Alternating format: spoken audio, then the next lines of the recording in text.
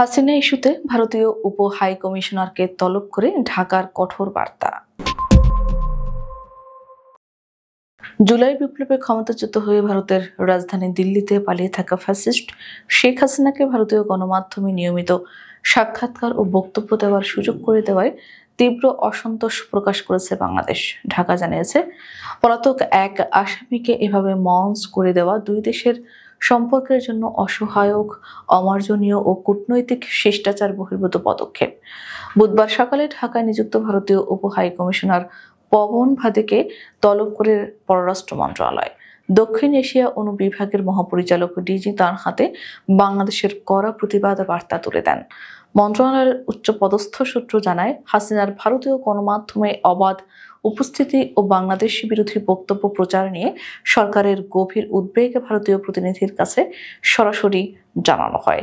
কূটনৈতিক সূত্র অনুযায়ী বৈঠকে বাংলাদেশের পক্ষ থেকে বলা হয়, ভারতের মতো বন্ধুসুলভ প্রতিবেশী দেশ যদি একজন দণ্ডপ্রাপ্ত ও মানবতাবিরোধী অপরাধে অভিযুক্ত পলাতক ব্যক্তিকে নিরাপদ আশ্রয় ও প্রচারণার সুযোগ দেয়, তবে তা বাংলাদেশের জনগণের অনুভূতিতে আঘাত হানে।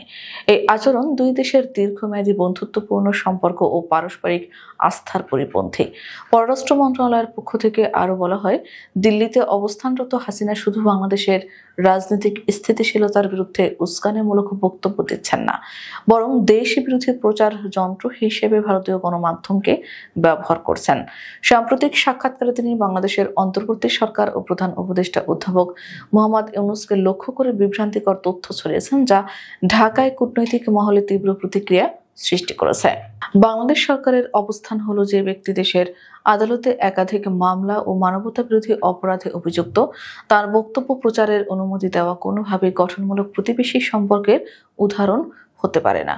এভাবে একজন পলাতক আসামিকে প্রচারণার সুযোগ দেওয়া বাংলাদেশের অভ্যন্তরীণ রাজনীতিতে হস্তক্ষেপের শামিল। বৈঠকে ভারতীয় দূতকে স্পষ্টভাবে জানানো হয়, ভারতের ভূখণ্ড থেকে হাসিনার এ ধরনের কর্মকাণ্ড বন্ধে দিল্লি যেন অবিলম্বে পদক্ষেপ নেয়।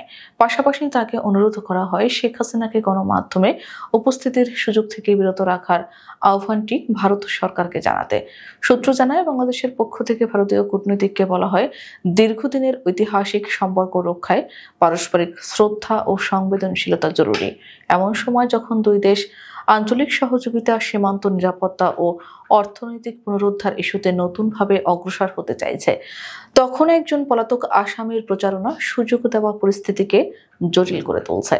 বাংলাদেশের সরকারি কর্মকর্তারা বলেন, দিল্লিতে আশ্রয় নেওয়ার পর থেকে হাসিনা একাধিক ভারতীয় টেলিভিশন ও অনলাইন মাধ্যমে উপস্থিত হয়ে বাংলাদেশের সরকারের বিরুদ্ধে ধারাবাহিক মিথ্যাচার করছেন। ভারতের গণমাধ্যমে তার বক্তব্যকে ব্যবহার করে দেশে অস্থিতিশীলতা সৃষ্টির চেষ্টা চলছে, যা কূটনৈতিক নীতির পরিপন্থী। বৈঠক শেষে পররাষ্ট্র মন্ত্রণালয়ের এক কর্মকর্তা নাম প্রকাশ না করার শর্তে বলেন, আমরা বিষয়টি অত্যন্ত গুরুত্বের সঙ্গে নিয়েছি। একজন ফ্যাসিস্ট ও পলাতক ব্যক্তিকে যেভাবে ভারতীয় মিডিয়া প্রচারের সুযোগ দিচ্ছে, সেটি বন্ধুত্বপূর্ণ সম্পর্কের জন্য স্পষ্টতই ক্ষতিকর। আমরা চাই দিল্লি যেন দ্রুত এই পরিস্থিতি সামলায়। পররাষ্ট্র মন্ত্রণালয়ের বার্তায় পুনরায় উল্লেখ করা হয়, বাংলাদেশ চায় ভারত তার মিত্রসুলভ ভূমিকায় অবিচল থাকুক। একজন পলাতক ও দণ্ডপ্রাপ্ত ব্যক্তির মাধ্যমে দুই দেশের সম্পর্ক নষ্ট হওয়ার সুযোগ যেন তৈরি না হয়। বৈঠকে ভারতীয় উপ হাই কমিশনার পবন ভাদে বাংলাদেশের উদ্বেগের বিষয়টি নোট করে নেন এবং বিষয়টি নয়াদিল্লিতে পৌঁছে দেওয়ার আশ্বাস দেন।